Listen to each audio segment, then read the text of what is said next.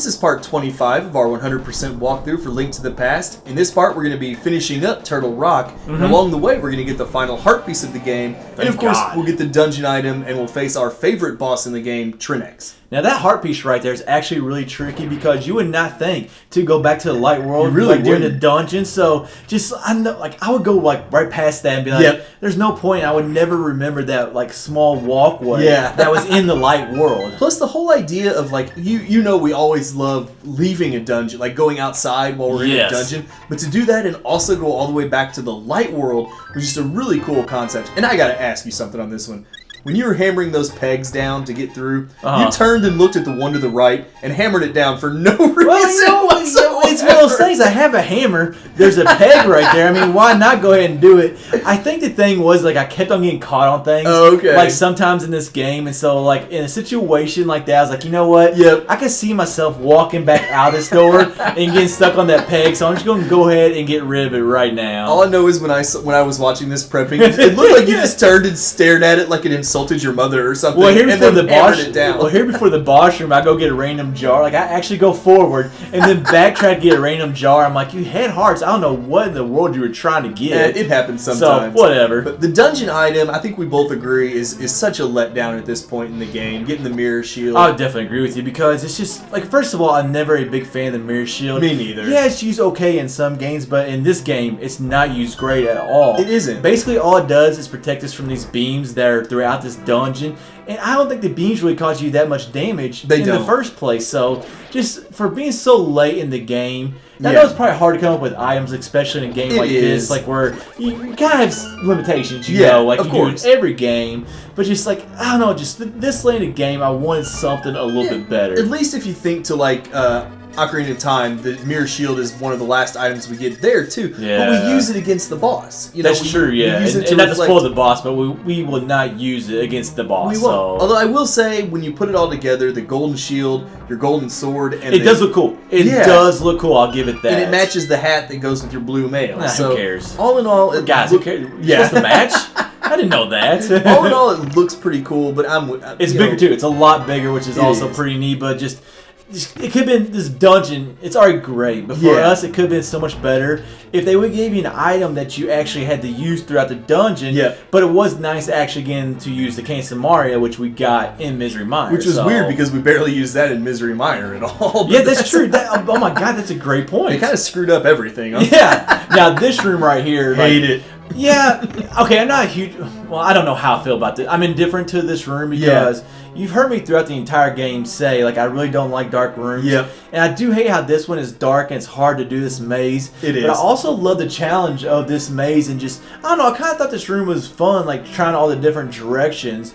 Now, I sit here and I say that. It is something different, that's for sure. At the time, with my patience level, I probably was screaming on that room. So. Most likely. I love using the Pegasus boots and crossing that platform when all the eye lasers start shooting. And you just knock off the Helmasaur at the very end. Yep.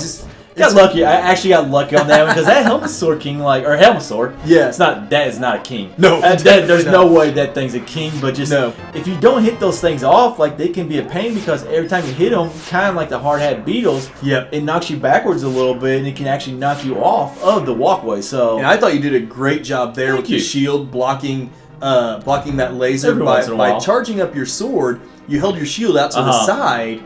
And it blocked that beam from hitting you, which is it's a great way to get up and get that key that we need. Now, sometimes those treasure chests, I'll go ahead and give them to show you what's in there. Yeah. I already had, I think it's just, I'm not positive, but I think it's 3 red rupees or some kind of rupee denomination. But or is that right? Denomination, yeah. But I already had 999 rupees. There's no that's point. One of those things.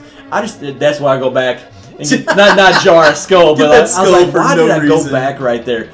But, oh crap, what was I talking about? The rupees that we didn't need. You were just showing. It was just taking too much time to actually get those treasure chests, so. Well, that kind of goes along with, the rupee room. You want to talk about the room right here, actually?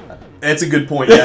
This approach to the final boss of the dungeon is one of my all-time favorite, I don't even call it a room, but like the approach to the It's dungeon. an awesome build-up. We really don't get that many great build-ups. We really to bosses don't. in Zelda. I mean, it's something I sat here and thought about. I'm sure we get some here and there, but for the most part, yeah, it's just like one of those things. It really is one of the best build-ups for us in the Zelda game. just like the pillars coming up out of the pitch black and riding the platform across was cool. Yeah, sorry to interrupt you, but I knew you wanted to talk about that part. But then we got so much to talk about right now. Yeah, but then we got so much to talk about in such a little space. But Trinexx, also our favorite boss, as we sit here and we ruin our future ranking. So I love hopefully forget. I love the idea of using the fire rod and ice rod against it. It was such a surprise though, because the dungeon didn't really have those elements of fire and ice to it. Well, lava, of course.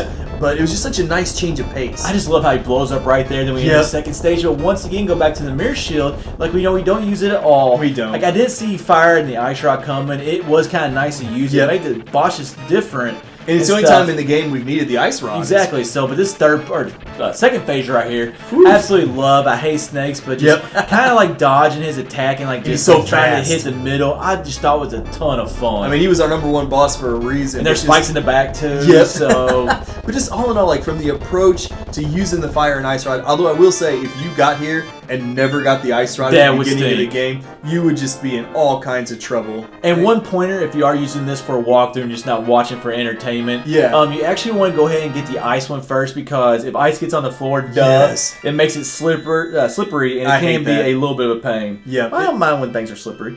I can when I play video games, and that's how I got kid.